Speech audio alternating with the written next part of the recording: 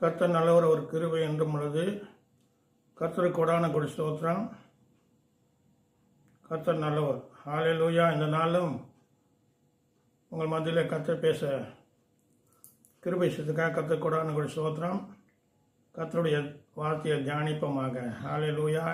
இந்த தினத்திலும் கர்த்தர் என் மனசில் பேசின சில காரியங்கள் உங்களோட மத்தியில் பகிர்ந்து கொள்ள கர்த்தர் செய்த உதவிக்காக கர்த்தர் கொடான கொடி ஸ்தோத்திரம். ஹல்லேலூயா.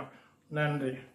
ஏசியா தீர்க்கதரிசி புத்தகம் 2வது அதிகாரத்தில் நான் முதல்ல 40 வருஷம் ரட்சிக்கப்பட்ட உடனே மோர்மார்க்கு பக்கத்தில் விபி ஹாலில் ஆல்நைட் ப்ரேயர் நடக்கும்.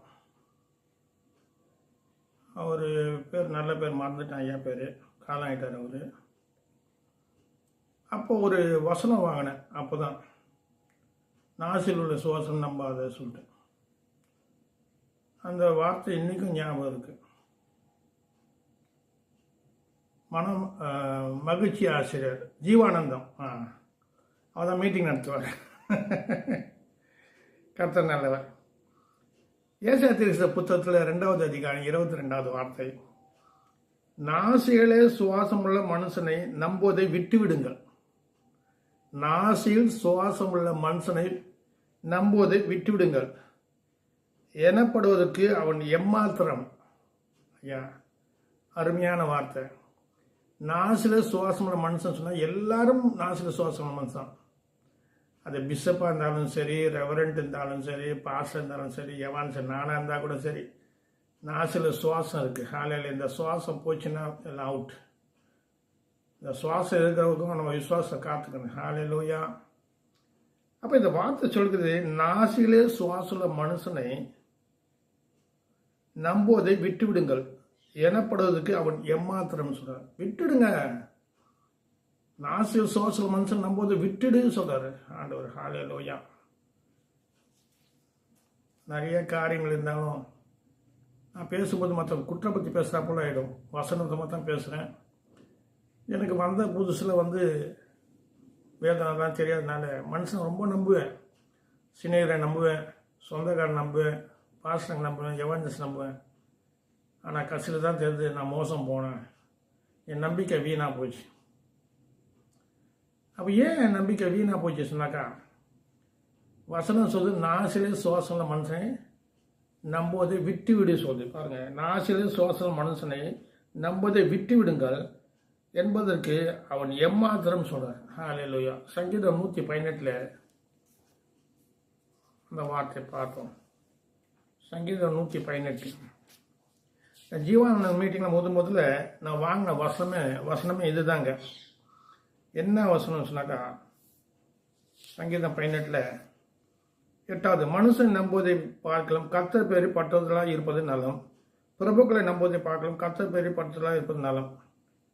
அது மனுஷன் நம்புவதை பார்க்கலாம் கர்த்தர் பேரி பற்றுதலாக இருப்பது நலம். 2வது, கர்த்தர் எனக்காக யாவையும் செய்து முடிப்பான். அந்த வார்த்தை வாங்க. நிறைய காசு சம்பாரித்தேன், பணம் சம்பாரித்தேன். ஆனால் மனுஷனை நம்பி மோசம் போனேன்.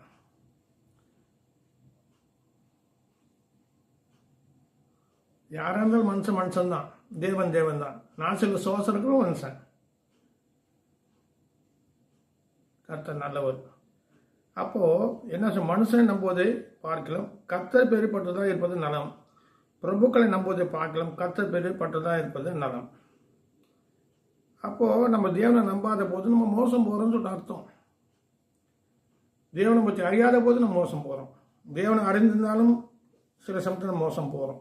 கர்த்தர் நல்ல ஒரு வேதத்தை நல்லா வாசிக்கும் போது பரிசுத்தாவே நமக்கு உணர்த்துவ சில காரியங்கள். ஹல்லேலூயா. கர்த்தர் நல்லவர். பிரசங்கி சொல்லப்பட்டிருக்கு.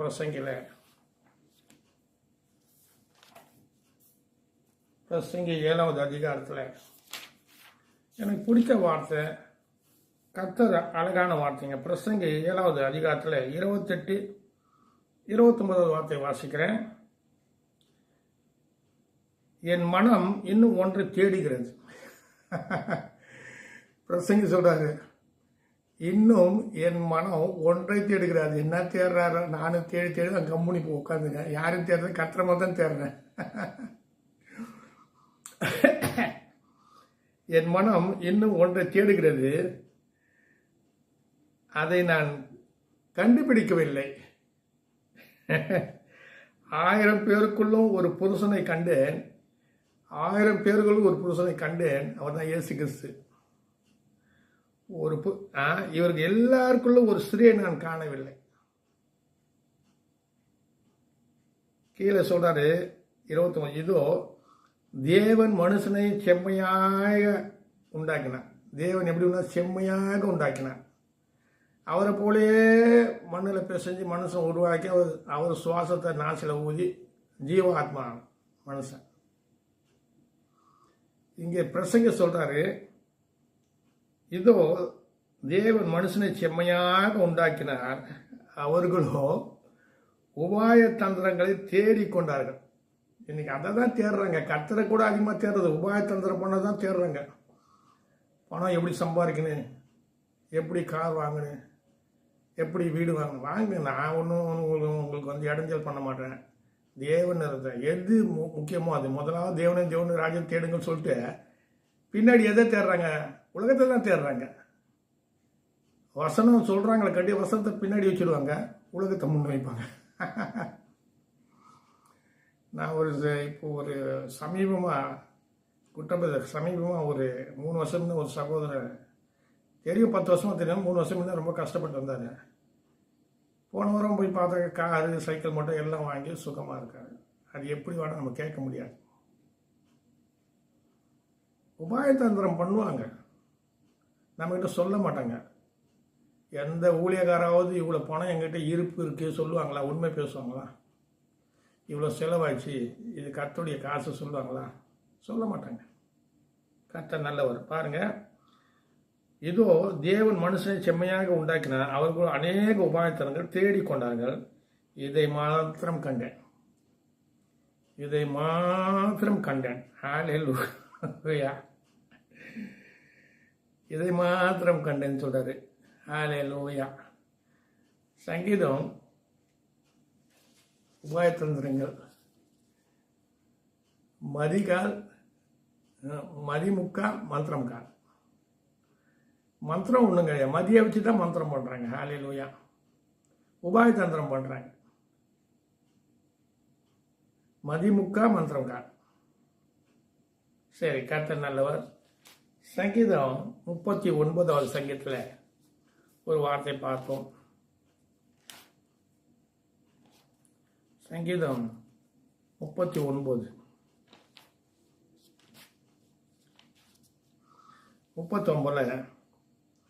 ஒரு வார்த்தை, 6வது வார்த்தை 7வது வார்த்தை வசனம் படிக்கிறேன், கேளுங்க. வேஷமாகவே மனுஷன்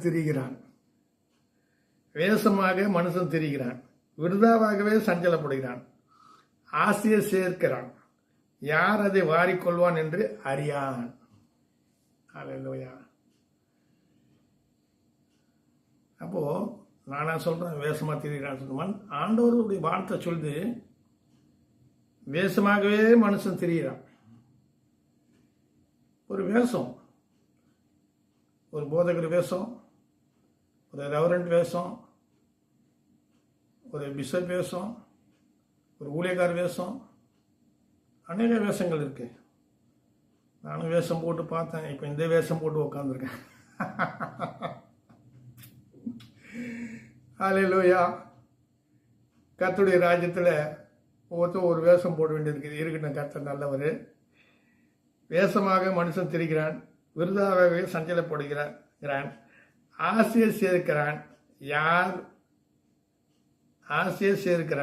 யார் அதை வாரிக்கொள்வார்கள் என்று அறியான். அதனால மனுஷன் வேஷமாக திரிகிறான். ஐயா, உள்ளது என்றும் இல்லாதது இல்லாது என்று சொன்னாங்க என்னை வெறுப்பீங்க. சிலது உள்ளது ரகசியம் சொல்ல முடியாது. உள்ளது என்றும் இல்லாத உள்ளதுன்னு சொல்ல முடியுமா? என்கிட்ட இவ்வளோ பணம் இருக்கு, இவ்வளோ ஒளிச்சு வச்சிருக்கேன், இவ்வளோ சேர்த்துருக்கேன், இவ்வளோ காணிக்க வந்தது, உள்ளதும் உண்மையும் சொல்ல முடியாது. சில இடத்துல உள்ளதும் மறைப்பாங்க, உண்மையும் மறைப்பாங்க. மனுஷன் அதான் வேஷம். ஹல்லேலூயா, ஜீசஸ்.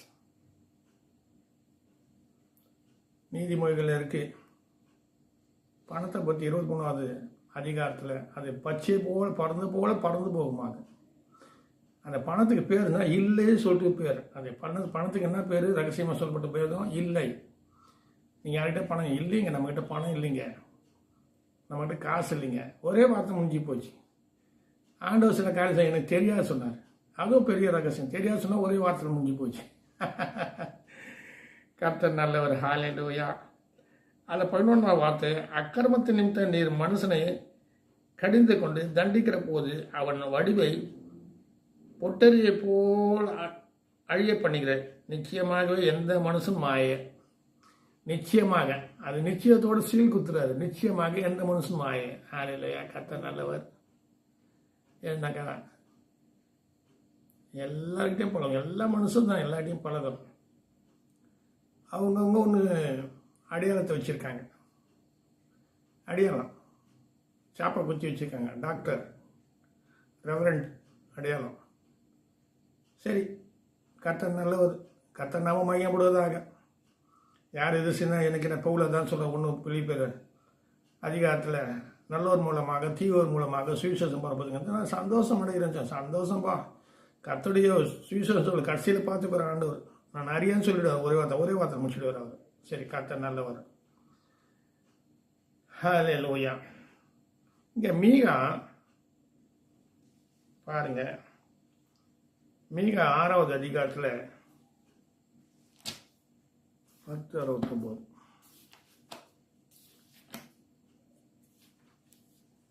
மீகா 6வது அதிகாரத்தில் இந்த வேத வார்த்தை இப்படி சொல்கிறது.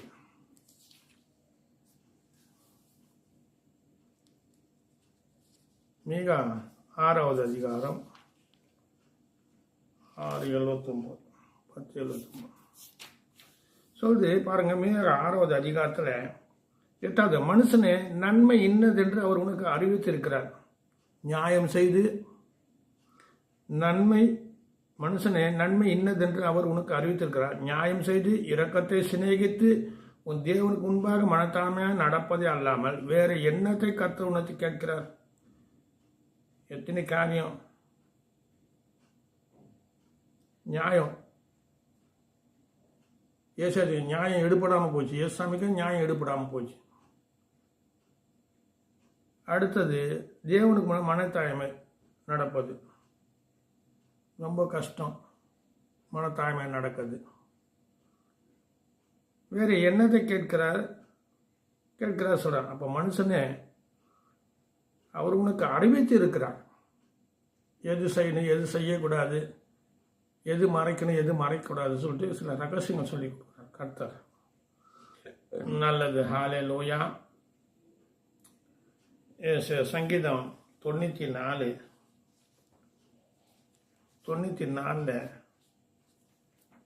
இது நான் பேசுன்னு சொன்னாக்கா பின்னாடி எனக்கு கொஞ்சம் பாதிப்பு இருந்தது. அதெல்லாம் மனுஷனால நான் மோசம் போனேன். மனுஷனை நம்பி யாரும் எனக்கு செய்யலை, கர்த்தர் தான் செய்தார். சங்கீதம் 94 ஒரு வார்த்தை வாசிப்போம். சங்கீதம் 94 11-13. மனுஷனுடைய யோசனைகள் வீண் என்று கர்த்தர் அறிந்திருக்கிறார். கர்த்தாவே, துர்மார்க்கனுக்கு குழி வெட்டப்படும் வரைக்கும் நீர் தீங்கு நாளில் அமர்ந்திருக்க பண்ணி சிச்சித்து உம்முடைய வேதத்தை கொண்டு போதிக்கிற மனுஷன் பாக்கியவான். பாருங்க, மனுஷனுடைய யோசனைகள் வீண் என்று கர்த்தர் அறிந்திருக்கிறார். கர்த்தர் நல்லவர். கர்த்தர் நல்லவர். 1000 தான் நான் பிரசங்கம் பண்ணாலும் என்னை குறித்து ஒருத்தர் சாட்சி சொல்லுவார். இவர் கெட்டவருங்க, இவர் நல்லவருங்க, இவன் ஒரு காலத்து பொல்லாதவன் தான், இவன் வாயாடி, அப்படி என்னை குறித்து சாட்சி சொல்லுவாங்க. நல்ல சாட்சியும் இருக்கும், கெட்ட சாட்சியும் இருக்கும். ஆனாக்கா கர்த்தருக்காக ஊழியம் செய்யறதுக்கு தொடங்கிட்டேன். இதை விட நல்ல சாட்சி கிடையாது. ஏன்னு சொன்னாக்கா அவர் என்னை மாற்றினார். ஒன்றுமே இல்லாத என்ன அவர் கொண்டு வந்து என்னை மாற்றினார். ஹல்லேலூயா. கர்த்தர் நல்லவர். ஹல்லேலூயா. ஜீசஸ். வேதத்தை கொண்டு போதிக்கிற மனுஷன். இங்க என்ன சொல்ற? மனுஷுடைய யோசனைகள் வீண் என்று கர்த்தர் அறிந்திருக்கிறார். கர்த்தாவை துர்மானுக்கு குவிவெட்டப்படுங்க வரைக்கும் நீ தீங்கு நாளில் அமர்ந்திருக்க பண்ணி சித்தித்து உங்களுடைய வேதத்தை கொண்டு போதிக்கிற மனுஷன் பாக்கியவான். சரி, அதனால கர்த்தருடைய ரகசியம் நிறைய இருக்கிறதுனால சொல்றேன். சங்கீதம் 31 ஒரு 3 வார்த்தை இருக்கிறது. சங்கீதத்தில் ஒரு 3 வார்த்தை வாசிக்கிறோம் பாருங்க. ஜீசஸ். சங்கீதம் 77 வாசிக்கிறேன். சங்கீதம் 77. சில சமயம் சில காரியம் நமக்கு புரியாது, தெரியாது. அப்போது நமக்கு பலியனம் அடையும், நமக்கு தெரியாது. அப்போ வேதம் சொல்கிறது. சங்கீதம் 77:10 வாசிக்கிறேன். அப்போது நான் இது என் பலவீனம், ஆனாலும் உன்னதமானவருடைய வழக்கரத்தில் வருஷங்களை நினைவு கூறுவேன். கர்த்தருடைய செயல்களை நினைவு கூறுவேன். உங்களுடைய பூர்வ காலத்து அதிசயங்களை நினைவு கூறுவேன். ஏன்னா சில வாழ்க்கையில் கடந்து வரச்ச தாவீது கூட அநேக காரியம் கடந்து வந்து தன்னை தேவன் எப்படி நடத்துகிற காத்திருந்து தான் ராஜாவானான். அநேக காரியங்கள் வாழ்க்கையில் நன்மை தீமை எல்லாம் வந்தது. தேவனை தண்டித்தார். ஆனால் கடைசியில் தேவனுக்கு ஒப்பு கொடுத்து பயந்துருந்தான். ஒரே சங்கதி மட்டும்தான் தப்பு பண்ணான்னு சொல்லிட்டு தேவன் சாட்சி கொடுக்குறாரு. 2 சாமுவேல்ல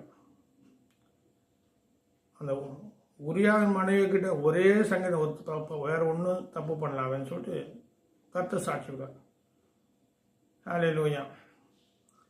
அவர் எல்லாத்தையும் மாற்றுகிறவர். காலங்களையும் சமயங்களை மாற்றுகிறார். நம்மையும் மாற்றுவார். ஹல்லேலூயா. நம்முடைய வாழ்க்கையை மாற்றுவார். நம்ம ஆசீர்வாதங்களை மாற்றுவார். நன்மைகளை மாற்றி தருவார். ஹல்லேலூயா. நான் பொதுவாக என்ன சொல்லுவேன், மனுஷன் ஆசீர்வாத மனுஷன் நம்பக்கூடாது என்னுடைய தீர்மானம். ஏன்னா பாருங்க, ஆசீர்வாத மனுஷன் நமக்கு நன்மை செய்ய முடியாது. அதுக்கு ஒரு வார்த்தை இருக்கு, நான் வாசிக்கிறேன் பாருங்க. எரேமியா 10வது அதிகாரத்தில் எரேமியா ஒரு வார்த்தை சொல்றாரு. 10வது அதிகாரத்தில் 23. கர்த்தாவே, மனுஷனுடைய வழி அவனால் ஆகிறதல்லவென்றும் தன் நடைகளை நடத்துகிறனால ஆகிறதல்லவென்றும் அறிவேன். எதுவுமே சொல்றாரு, எந்த மனுஷாலும் நம்முடைய காரியத்தை அவங்க நடத்த முடியாது. அவங்க காரியத்தை நம்ம தேவன் எல்லாத்துக்கும் வந்து ஏற்கனவே வந்து அந்த தீர்மானம் பண்ணி வச்சுருக்காரு. ஒரு நோக்கம் வச்சிருக்காரு. அந்த நோக்கம் நிறைவேற வரைக்கும் மனுஷனை வந்து பூமியில் வைப்பார். அந்த நோக்கம் முடிஞ்சிச்சுன்னா அவர் எடுத்துக்கிறார். ஹல்லேலூயா. இங்கே சொல்றாரு, கர்த்தாவே, மனுஷனுடைய வழி அவனால் ஆகிறதெல்லவென்றும் ஆகாது. நம்ம மனுஷனுடைய வழி ஆகாது. 2வது, தன் நடைகளை நடத்துறதுனால ஆகிறதெல்லவென்றும் அறிவேன். ஹல்லேலூயா. இதெல்லாம் நான் எதுக்கு சொல்றேன்னு சொன்னாக்கா, அந்த 14 சொல்ற மனுஷன் அனைவரும் அறிவில்லாமல் மிருக குணமானார்கள். மனுஷர் என்ன பண்றாங்க? அனைவரும் அறிவில்லாமல் மிருக குணமானார்கள். எரேமியா சொல்றாரு. சரி, கர்த்தர் நல்லவர். இதில் என்ன சொன்னாக்கா, சங்கீதம் 70 சொன்ன, இது என் பலவீனம். சில சமயம் சில காரியம் நினைக்கும் போது ஏன் இப்படி எல்லாம் நினைக்கிறது? நம்ம பலவீனத்தில் அப்படி நினைக்கிறோம். சரி, கர்த்தர் நல்லவர். அடுத்தது 116 சங்கீதத்தில் இப்படி சொல்லப்பட்ட மனுஷனை குறித்து 116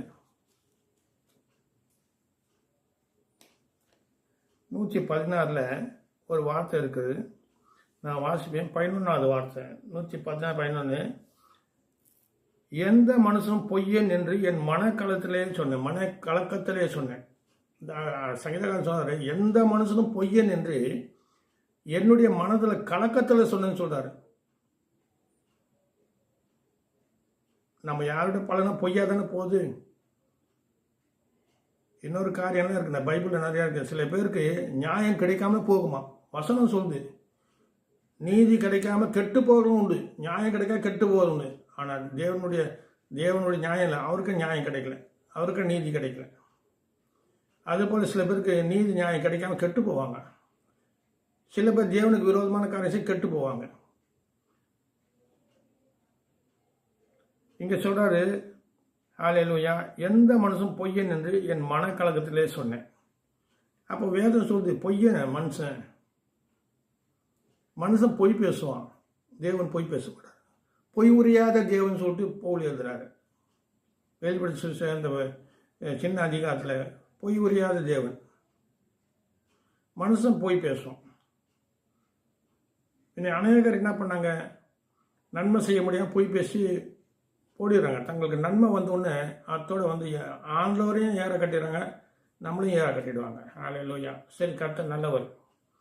அடுத்து பாருங்க, சங்கீதம் 31. சங்கீதம் 31. எனக்கு நான் ரட்சிக்கப்பட்ட முதல்ல ஆண்டவர் சங்கீதம் 31 தான் கொடுத்தாரு. ரொம்ப கஷ்டமாக எனக்கு புரியல. என்னை சிலுவை சுமக்க சித்தமாக சொன்னார். எனக்கு தெரியல. சரி ஆண்டவர் சொன்னேன், இப்போ தான் இந்த பாடுகள், நிந்தைகள், அவமானங்கள், நஷ்டங்கள்லாம் வரும்னு சொல்லிட்டு சிலுவை சுமக்க சித்தமாக சொல்லி என்ன கேட்டார். எனக்கு ஒன்றுமே தெரியல. அப்போ ஆண்டவர் கூப்பிட்ற நேரத்தில் சரி ஆண்டவரை சித்த ஆண்டவரை சொன்னேன். இப்போ 40 வருஷம் போட்டு கையில் வீடும் வாங்கலை, சில காரியங்கள் வந்து நடத்த முடியல, சிலுவை சுமந்தன எல்லாம் பாட நின்று அவமானம், நன்மை செய்து பாட அனுப்பி சொன்னார். நன்மை செய்து பாட அனுப்பி, தீங்கு அனுப்பிக்கிறேன். இருக்கட்டும், கர்த்தருக்காக நான் எல்லாவற்றையும் திரும்ப பெற்றுக்கொள்வேன். ஹல்லேலூயா, ஜீசஸ். இந்த சங்கீதம் 31 ஒரு வார்த்தை பாருங்க, 22வது வார்த்தை. உம்முடைய கண்களுக்கு முன்பாக இராதபடிக்கு வெட்டுண்டேன் என்று என் மனக்கலக்கத்திலே சொன்னேன். சில சமயம் போயிடுச்சுட்டா, எல்லாமே போயிடுச்சு. ஆண்டவர் நம்பி வந்து ஒன்றுமே நடக்கலையே. ஆண்டவர் நம்பி ஆண்டவர் செய்துன்னு தான் இருக்காரு. அது சில பேர் என்ன பண்ணுறாங்க, நம்மளை ஏமாற்றி மோசம் பண்ணிகிட்டே இருக்காங்க. நம்பிக்கை துரோகம், விசுவாச துரோகம், அன்பில் கூட கலப்படம். சரி, இங்கே என்ன சார், என் மனக்கலத்திலே சொன்னேன். அங்கே பலவீனம் என்று சொன்னார். சில காரியம் பலவீனம்பா. ஆண்டவரை பற்றி நம்ம பலவீனமாக நினைக்கிறோம். மனக்கலகத்தில் ஆண்டவர்கிட்ட பேசுகிறோம். அந்த சங்கீதம் 110 மனக்கலகத்தில் பேசின ஆண்டவர் சொல்கிறார். அடுத்த காரியம் என்ன சொன்னாக்கா, இந்த ஆகாத நோய் வாய்க்கிறது என்ன சொன்ன பாருங்க. அதான் இப்போ எரேமியா 12வது அதிகாரத்தில் நான் அடிக்கடிக்கு இந்த வார்த்தையை முன்ன யோசிப்பேன். என்னடா, சில பேர் வந்து நல்லா இருக்காங்க, சில பேர் நல்லா இல்லையே. சர்ச்சுக்கு போகிறாங்க, காணிக்கை கொடுக்குறாங்க, தசம்பாக கொடுக்குறாங்க. அவங்க வீட்டில் பார்த்தா பிள்ளைங்க கல்யாணம் ஆகல, அவங்களுக்கு ஏகப்பட்ட கடன் தொல்லை, வீடு வாங்க முடியல. இதுமாதிரி சில பேருக்கு வந்து காரியங்கள் ஆக மாட்டேங்குது. அவங்க சபையில் ஜபிக்கிற ஜபமும் அவங்க பழிக்க மாட்டேங்குது, காரியம் ஆகாது. அது சில சமயம் நம்ம என்ன பண்ணுறது, பார்த்தாக்கா அந்த போல் பார்க்கறதுக்கா எரேமியா 12:1 சொல்கிறாரு, கர்த்தர் உம்மோடு நான் வழக்காட போனால் தேவரு நீதி உள்ளவராமே ஆகிலும் உம்முடைய நியாயங்களை குறித்து உம்மோடு நான் பேசும்படி வேண்டுகிறேன். பாருங்க, ஆகாதவர்கள் வழி வாய்க்கிறது என்ன? ஆகாதவர்கள் வழி வாய்க்கிறது என்ன?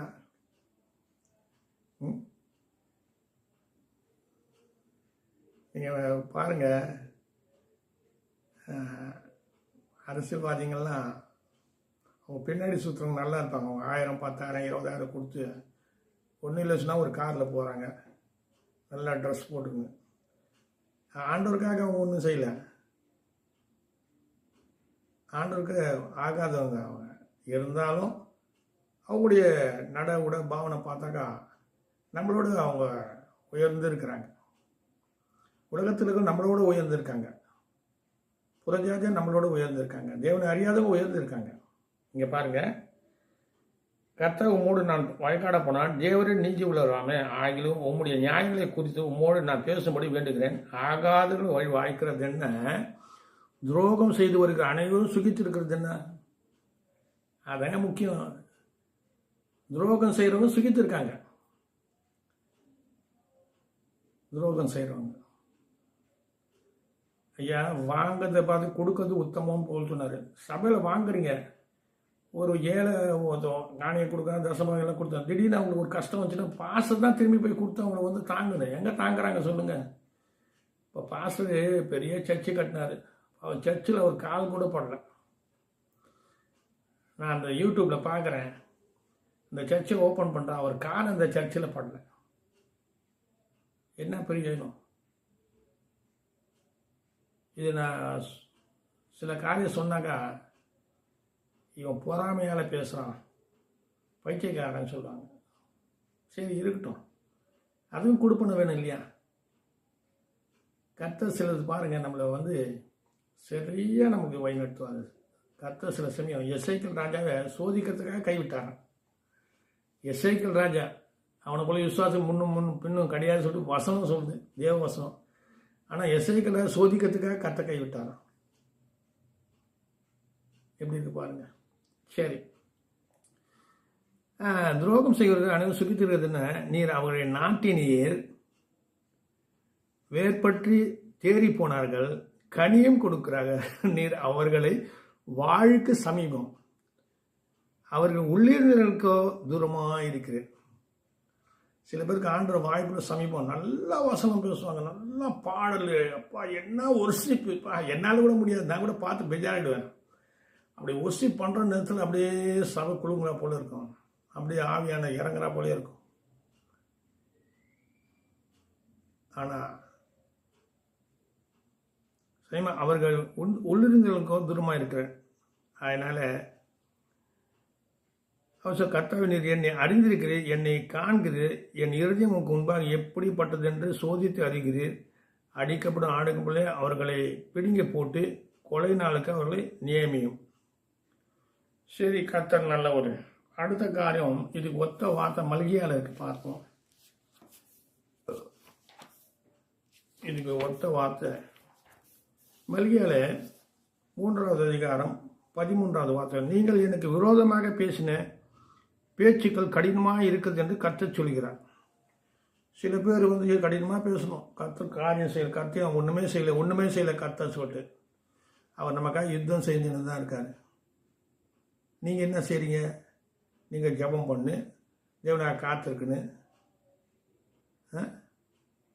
அவரும் உங்களுக்காக யுத்தம் பண்ணுறாரு. ஹல்லேலூயா. சரி, இந்த வார்த்தை சரி, நீங்கள் எனக்கு விரோதமாக பேசின பேச்சுகள் கடினமாக இருக்குது என்று கர்த்தர் சொல்கிறார். ஆனாலும் உனக்கு விரோதமாக என்னத்தை பேசணும் என்கிறீர்கள். பாருங்க, தேவனை சேவிப்பது விருதா. நான் சொன்ன வசனம் சொல்லுங்க, தேவனை சேவிப்பது விருதா, அவருடைய கட்டளை கை கொள்கிறதுனாலும் சேனைகளின் கர்த்தருக்கு முன்பாக துக்கிச்சு நடக்கணும். என்ன பிரயோஜனம்? அந்த மனம் சலிச்சு போய் சில பேருக்கு. சங்கீதம் 73 துர்மார்க்கம் பற்றி போடப்பட்டிருக்கு. யோபுல நிறைய அதிகாரத்து துர்மார்க்கம் பற்றி போடப்பட்டு, துர்மார்க்கக்கூடிய காரியங்கள்லாம், துர்மார்க்கு அவன் விரும்புவதெல்லாம் கிடைக்குமா? சங்கீதம் 73 எடுத்து விடுங்க, துர்மார்க்கு அவன் வேண்டியதெல்லாம் கிடைக்குமா? அவ்வளோ சந்தோஷமா இருப்பாங்க. ஆனால் சடுதி அவங்க காணாத போயிடுவாங்க. அது படிக்க நேரம் இல்லை, இன்னும் நான் படிக்கிறேன். சங்கீதம் 73 எடுத்து வாசிங்க. யோபு 24, அதே போல் சங்கீதம் 15, அது போல் துர்மார்க்கு பற்றி 10 சொல்லப்பட்டிருக்கு. அவனுக்கு வேண்டிய அளவு வந்தவொன்னு தான் அவனுக்கு தீங்கு வரும். இங்கே சொல்கிறாரு, இப்போது நம்ம அகங்காரிகளை பாக்கியவான்கள் என்கிறோம். அகங்காரிகளை பாக்கியவான்கள் என்கிறோம், தீமை செய்வர்கள் திடப்படுகிறார்கள். உண்மை தானே? நம்ம கூட இருக்கிற சில பேர் தீமை செய்து நல்லா இருக்காங்க. யாருக்கு? எனக்கு தீமை செய்து நல்லா தான் இருக்காங்க. நானும் கொஞ்சம் இடறி போனேன். என்ன ஆண்டவர் சொன்னார், அதை விட்டுடு, நாசிய சுவாசம் நம்புவது விட்டுடு சொன்னார். அதை தடவை விட்டு தூக்கி போட்டேன். 20 வருஷம் சிநேதம், 30 வருஷம் சிநேதம், 10 வருஷம் சிநேதம், எவனா தான் தூக்கி போட்டு. இப்போ யார் ஒரே சிநேதம்? இயேசு கிறிஸ்து. அல்லேலூயா. இயேசு கிறிஸ்து தான் மெய்யான சிநேதம். நான் உங்களை சிநேதர் என்று சொல்கிறேன்னு சொல்லிட்டு யோவான் சொல்கிறாரு. சரி, அது இருக்கட்டும். அப்போ சொல்கிறாரு, அப்போது பாருங்க, இப்போதும் அகங்காரியை பாக்கியம் என்கிறோம், தீமை செய்வது திடப்படுகிறார்கள், அவர்கள் தேவனை பரிசுத்து பார்த்தாலும் விடுவிக்கப்படுகிறார்கள் என்று சொல்கிறீர்கள். அப்படிதான் நான் சொல்கிறேன். அவங்க பாருங்க, திடப்படுகிறார்கள், அவர்கள் தேவனை பரிசுத்து பார்த்தாலும் விடுவிக்கப்படுகிறார்கள் என்று சொல்கிறார்கள். சில தேவனுடைய காரியத்துக்கு செவி கொடுக்க மாட்டோம், நல்லா இருப்போம், அப்படிதான் சொல்கிறோம். தேவன் பார்க்கவே இல்லை, கண்டுக்கவே இல்லை, அதெல்லாம் இப்படி இருக்கானா அப்படி இருக்கானா. ஆனால் தேவன் செய்வார். நம்ம முதலாவது நாசி விசுவாசம் உள்ள மனுஷன் நம்பக்கூடாது. ஹல்லேலூயா. ஆபிரகாம் தேவனை நம்பினான், நம்புவதற்கு ஏது இல்லாதிருந்து நம்பினான். ஓசியா தீர்க்கதரிசி 12:6 சொல்லுது, இடையிடாமல் தேவனை நம்பு. சங்கீதம் சொல்றது, நான் நம்புவது அவராலே வரும். வார்த்தைகள் இப்படி நல்லா இருக்கு, அவரை நம்புன்னு. அடுத்த வார்த்தை கடந்து போகும். எரேமியா 17வது அதிகாரத்தில் ஒரு வார்த்தை இருக்கு, வாசிப்போம். எரேமியா 17:5 வாசிக்கிறேன். அருமையான வார்த்தைங்க. ஏன்னா தேவனை குறித்து தேவனுடைய அறிவு நமக்கு இல்லாதனால தான் நம்ம மோசம் போகிறோம், ஏமாறுறோம். சரி, இந்த எரேமியால 5வது, மனுஷன் மேல் நம்பிக்கை வைத்து மாமிசமானது தன் புயபலமாக்கி கொண்டு கர்த்தரை விட்டு விலகுகிற இருதயமுள்ள மனுஷன் சபிக்கப்பட்டவன் என்று கர்த்தர் சொல்கிறார். அப்போ மனுஷன் நம்புகிறவன் யாரு? சபிக்கப்பட்டான். நமக்கு சாபம் வருது. தேவனை நம்பும் போது ஆசீர்வாதம் வருது, மனுஷன் நம்பும் போது சாபம் வருது. ஹல்லேலூயா. இன்னொரு காரியம், சாபத்தை குறித்து நிறைய காரியங்கள் இருக்கு, ஆசீர்வாதம் சாபம் பற்றி நிறைய இருக்கு. அது இல்லை, ஏன் நமக்கு சாபம் வருது? நாசு உள்ள மனுஷன் நம்புறதுனால மோசம் போகிறோம். விசுவாச துரோகம், நம்பிக்கை துரோகம், அன்பில் துரோகம். சரி, அது போட்டோம். இங்கே மனுஷருமே நம்பிக்கை வைத்து மாமிசமானதை தன் புயமூலமாக்கி கர்த்தரை விட்டு விளைகிற இருதயமுடைய மனுஷன் சபிக்கப்படும் என்று கர்த்தர் சொல்கிறார். அடுத்தது, அவன் அந்தரவெளியில் கர்லையான செடியை போல் இருந்து நன்மை வருவதை காணாமல் வனாந்தரத்திலே வறட்சியான இடங்களிலும் குடியில்லாத ஊர் நிலத்திலும் தங்குவான். பாருங்க, கர்லை போல செடி. இந்த ரோட்டில் போய் ஓரமாக போனால் பாருங்க, எல்லாம் காஞ்சி போயிருக்கும் இந்த செடி புல்லெல்லாம். அது போல் நம்பிக்கை, தேவனை நம்பாதவனோட வாழ்க்கை அப்படி இருக்குன்னு சொல்லப்பட்டிருக்கு. 2வது பாருங்க, எப்படி இருக்கணுமா, நன்மை வருவதை காணாமல் வனாந்தரத்தில் வறட்சியான இடங்களில் குடியில்லாத ஓர் நிலம் போல தங்குவான். வறட்சியை நன்மை வர்றது பார்க்க முடியாது கர்த்தரை நம்பாத போது. சரி, கர்த்தர் நல்லவர். அடுத்து பாருங்க, 7வது வார்த்தை, கர்த்தமே நம்பிக்கை வைத்து. 2 காரியம் இதில் இருக்குங்க, உஷாராக பார்க்கணுங்க. கர்த்தமே நம்பிக்கை வைத்து கர்த்தரை தன் நம்பிக்கையாக கொண்டிருக்க மனுஷன் பாக்கியம். ஒன்று கர்த்தரை நம்புறேன்னு சொல்லக்கூடாது, கர்த்தரை நம்பிக்கையாக உள்ளே வச்சுக்கணும். ஹல்லேலூயா. நான் கர்த்தரை நம்புவேன்னு சொன்னாக்கா எப்படி நம்புவேன்? நீ கிரியில விசாரம் செத்தது இல்லை, கர்த்தர் சொன்னமான செய்யணும் இல்லை. சரி, கர்த்தமே நம்பிக்கை வைக்கிறது ஒன்று. கர்த்தரை தன் நம்பிக்கையாக கொண்டு இருக்க மனுஷன் பாக்கியவான். சில பேர் நம்புவாங்க, ஒப்பு கொடுக்க மாட்டாங்க. நாங்களும் ஏசு சாமியை நான் வணங்குறேங்க நினைக்கிறோம் சொல்லலாம், ஏசை ஏற்றுக்கொள்ளுங்க சொன்னால் ஏற்றுக்கொள்ள மாட்டாங்க. ஒருத்தருக்கு நான் சுவிசேஷம் ஆண்டவரை பற்றி என்னுடைய சாட்சி சொன்னேன், எனக்கு நடந்த ஒரு அற்புதங்களை பற்றி சாட்சி சொன்னேன். எனக்கு சின்ன வயசுலேருந்து ஃபிட்ஸ் வரும். ஒரு காலகட்டத்தில் நான் தேவனத்தை ஒப்பு கொடுத்தாங்க, ஃபிட்ஸ் நின்று போச்சு. அதே போல் ஒருத்தரை பார்த்தேன், அவருக்கு சொன்னேன், ஐயா நான் உங்களுக்கு குரு அமைஞ்சா எல்லாம் சரியாயிடுங்க சொன்னேன். ஏசுக்கு சொன்னால் சில பேர் கோபம் வரும். நான் சொன்னேன், ஏற்றுக்கொள்ள தேவையில்லை, நீங்கள் கம்பல்சரி கிடையாது, நீங்கள் நினைச்சி பாருங்க சுகம் உண்டாக்குன்னு சொன்னேன். எப்படிங்க பழைய குருவை சொன்னேன். நான் சொன்னேன், ஒரு வியாதி வந்தால் ஒரு டாக்டர்கிட்ட போகிறோம், அந்த டாக்டர் சரியில்லை சொன்னாக்கா இன்னொரு டாக்டர்கிட்ட போகிறோம். இதுதாங்க முறை. ஒரு கடவுளை வணங்குறோம், அந்த கடவுள் நமக்கு நன்மை செய்யணும், அடுத்த கடவுளை போய் நம்ம வணங்க வேண்டியது தான், ஒரு குருவை தேட வேண்டியது தான். இதுதான் ரகசியம், வேறு ஒன்றும் அடிப்படை ஒன்றும் கிடையாது. இது மனமாற்றமும் கிடையாது, மத மாற்றமும் கிடையாது. உன்னுடைய விருப்பத்துக்கு இணங்க தான் ஆண்டுகிட்ட வரேன். ஆண்டு ஒன்று கைப்பூச்சி வலிக்கல, வா சொல்லிட்டு. சரி, அப்போது பாருங்க, அவ சொல்லிட்டு மனுஷனுக்கு பாக்கியவான். அவன் தண்ணீரண்டிலே நடப்பட்டதும் கால்வாவை ஓரமாக தன் துயர்களை விடுகிறதும் உஷ்ண வருவதை காணாமல் இலை பச்சையாக இருக்கிறதும் மழை தாட்சியான வருஷத்திலும் வருத்தமிட்டு தப்பாம கனி கொடுக்குறமான மரத்தை போல் இருப்பான். அதனால மனுஷன் நம்புகிற சபிக்கப்பட்டவன் சொல்லப்பட்டது. ஹல்லேலூயா. கடைசியாக ஒரு வார்த்தை சொல்லி, நிறைய காரியங்கள் இருந்தால் கூட கடைசியாக வார்த்தை சொல்லி முடிக்கிறேன். எனக்கு பிடிச்சமான ஒரு வார்த்தை இருக்குது, தாவீதை குறித்து 2 சாமுவேலில் நான் ரொம்ப விரும்புவது, தாவீது சொன்ன வார்த்தையை நான் ரொம்ப நேசிப்பேன். 2 சாமுவேல் 24வது அதிகாரத்தில் தாவீது